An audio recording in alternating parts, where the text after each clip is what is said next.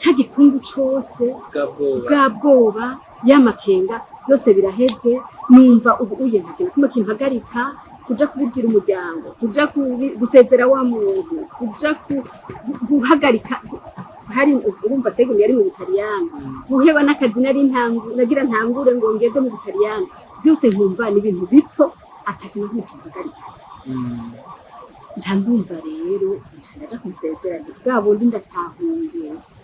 icyo umutima wanje wari ukeneye ndumvise ko ubu ndagishikiriye numva ingufu igisharara akanyamuneza uburyo mvuga nti naho hoba iki kibazo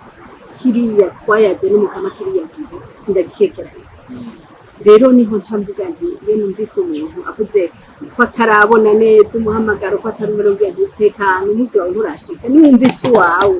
kizana ingufu n'umunezero bikomeye nico gituma rero jewe nzi ko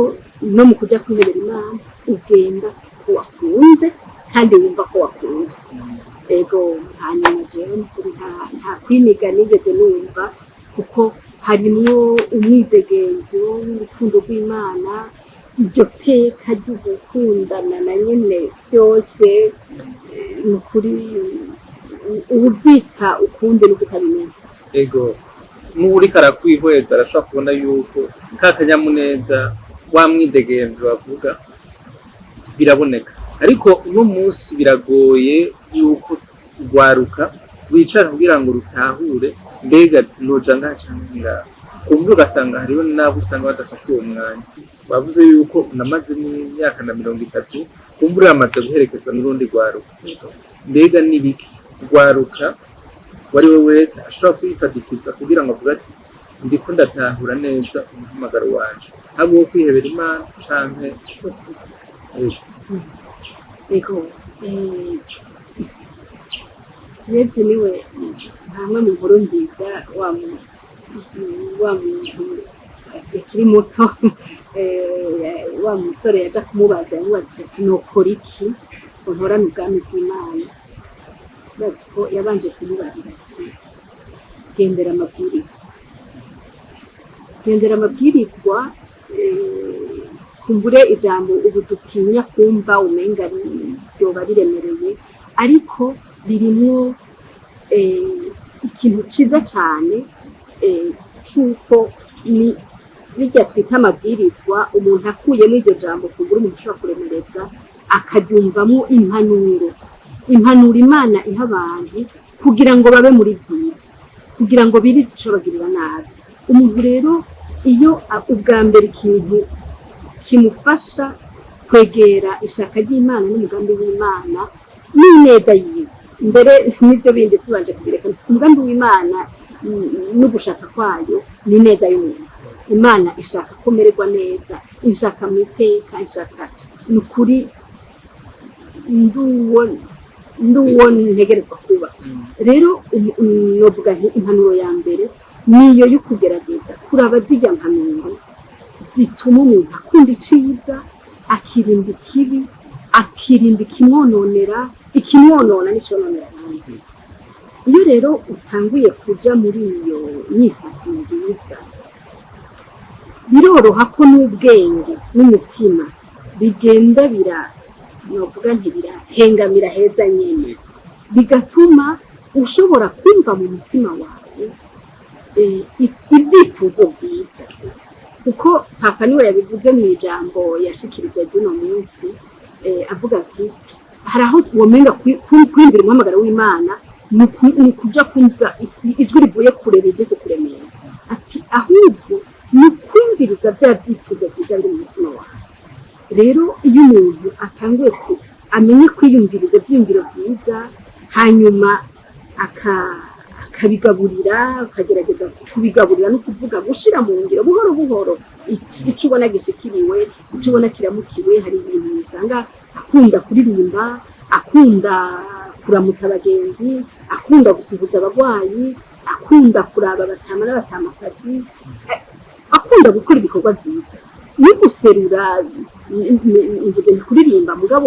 n'ubundi buhinga bwinshi buri mu muntu ugasanga biraserura ibintu byiza bimutuma agirira akamaro abandi rero iyo uhereye no kuri ivyo nta nkeka ko mu nyuma ushobora kubona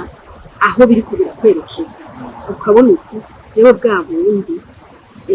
ahantu vraiment numva ko izi ngabirano zanje zoseruka vy'ukuri zikama ivyamwa bibereye zikantera iteka zikanina hazimana kandi zikagira neza abantu hoba hajya novuga nti muri make niko ariko birafata umwanya bigasaba no guhanuza no kwigishwa ibintu uye noneho urabona nuko nyene hari aho bibana byinshi ugasanga bibaje gusamanya no kuri byo kuzirikana mugabo umuntu agiye araraba ibyo akura hamwe n'ahandi by'ukuri araronka ibintu byinshi byomufasha kubona ihenze. Murakoze cyane mugabo hari ikindi kintu cikije kiza twumvise yuko hari ibifasha kugira ngo umuntu azirikane canke atohoze umuhamagaro wiwe haba wo kwihebera Imana canke wo kubaka Kristo. Umugerageje kuraba hirya no hino murabona ko hariho abantu haba abubatsi canke abihebeye Imana by'ukuri nuba ari karabarabira hanze avuga ati ujya muntu menga ntari karaba mu byo yahisemo biga byo mushobora kubisiguriye hari ibituma yego cyane wa wundi ngo kubyara ntikuwe nkukurera tubivuga ku mwana mugabo ni nabyo no mwibanga kubihitamo bwa mbere ni intambwe imwe mugabo n'iryo banga riraregwa yaba uwubatse aherutse ibirori byo kubaka agaca aja mu bindi nta nkeka arazimira uwihebeye Imana avuga ati ubu ndinjiye ndashitse muri segwini agaca yibaza ko aronse diplome nta nkeka aratakara kuko yaba sekibi yaba na kamere muntu birakwegwa na byinshi ugasanga ryajwi ry'Imana rivuga buke ryongorera mukiri kuragenza rero ikintu cyo kimwe mvuga ntikiri muto kubandanya uba muri ya majambo meza y'Imana kuguma urondera iciza ureka ikibi uhitamo neza ku mwanya mu byiyumviro mu mvugo no mu ngiro mu byiyumviro mu byifuzo umuntu akabona ati iki kintu Saint Paul abivuga neza ati byose ndabirekuriwe ariko byose ntibingirira akamaro rero nka kubona kuraba muri ibyo duhura niki kingirira akamaro muri ya nzira nahisemo niki conzimiza conjana hatari aho rero niho buhoro buhoro umuntu ashobora kuguma ryabanga rigaburira ryama rishuri karyama amashurwe rikabagiza akarinda saza rifise akanovera n'ahandi utabigize uko urashobora guhura n'ivyo nyene bizima ukamenga nta n'ibyo wigeze uhitamwo ukamenga n'akakanyamuneza ka mbere ntikigeze kabaho ugatangura kurituka no kuryidogera nk'abataribonye uwo ariko iciza nuko aho umuntu aba ageze hose arashobora gusubira akabyuka iyo asubiye gufataye iyo nzira nziza akarondera ibimufasha n'abamufasha kugira ngo kakanovera bwa bwiza kwa gukayangana ubusanzwe uvuga kuba mu muhamagaro wumva kuja mu bwiza bw'Imana kuja mu bwiza bw'Imana rero ugaca baho nk'unabiriwe uri mu bintu umenga uri mu nabi urumva ko nibihushana rero nuko kugerageza ico nahisemo akigaburira kugira ngo kigume gikura. Murakoze cyane kumure tuja ku musozo wa kino kiganiro mugabo nubumenga hari ikindi kintu segwimi n'umuryango wabihebeye Imana mugabo n'umuryango uri muri ekleziya mbega ekleziya yungukiki canke novuga nti ironkiki muri ubwo butumwa bw'imiryango canke bw'abihebeye Imana les communautés nouvelles kenshi bavuga ngo ni imiryango mishasha sinzi ko ariko segwimi ni imiryango mishasha ego mbega yunguka iki muri abo bantu baba bari muri iyo miryango bagafasha iki ekleziya iyo babize bakaba muri ubwo butumwa? Urakoze cyane. Umwe twatangurira kuri wa mwungere mwiza icazanye kiba kiriko kugirira neza ababirimwo n'abo basangiye ubuzima. Nta nkeka ko iyo hagize umuryango ubaho ugakuza n'umuntu n'umwe agatera imbere, ekleziya iba yungutse kuko wa mubiri umwe ugizwe na za ngingo. Rero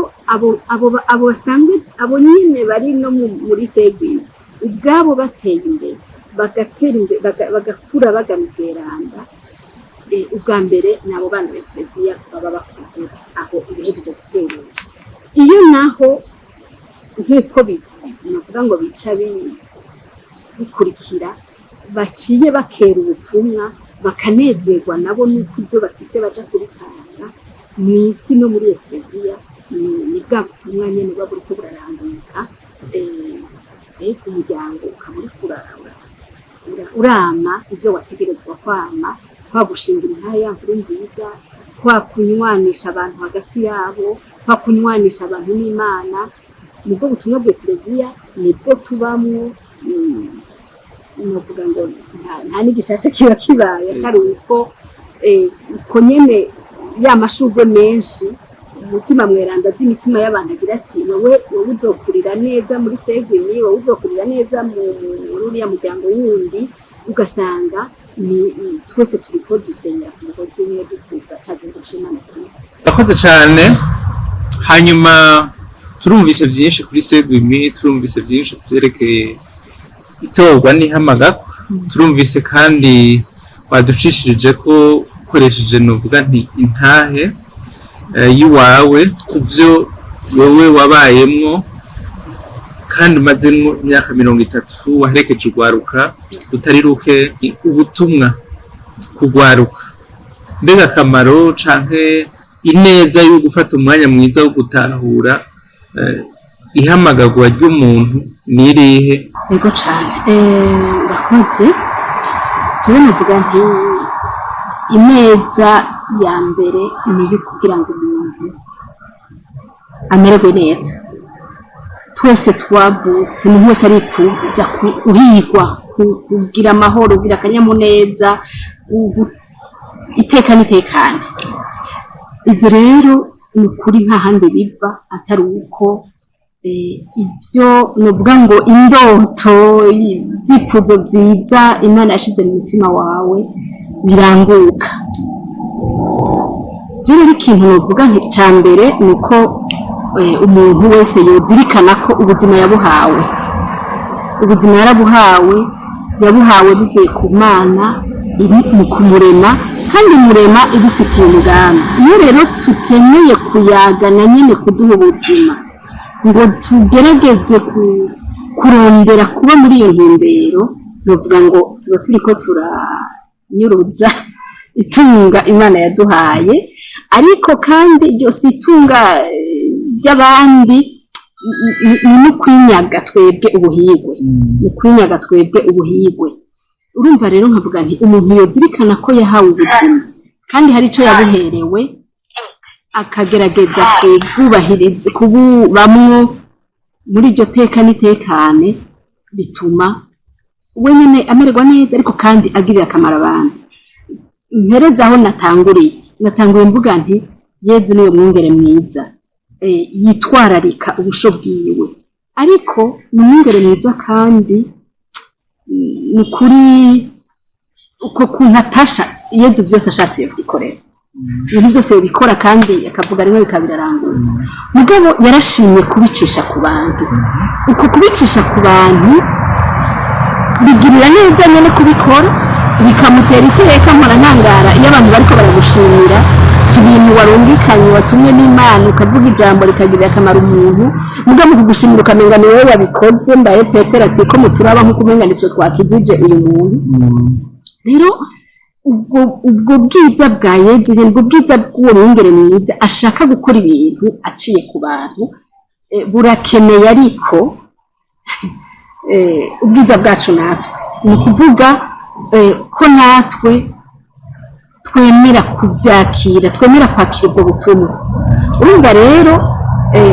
ameze neza, arashaka kudutera iteka, agashaka kudutuma, mugabo akavuga ati niba ushaka. Urumva rero ni byiza ko natwe uwo muntu akiri muto, uwo muntu ariko aritegura ubuzima bwiwe,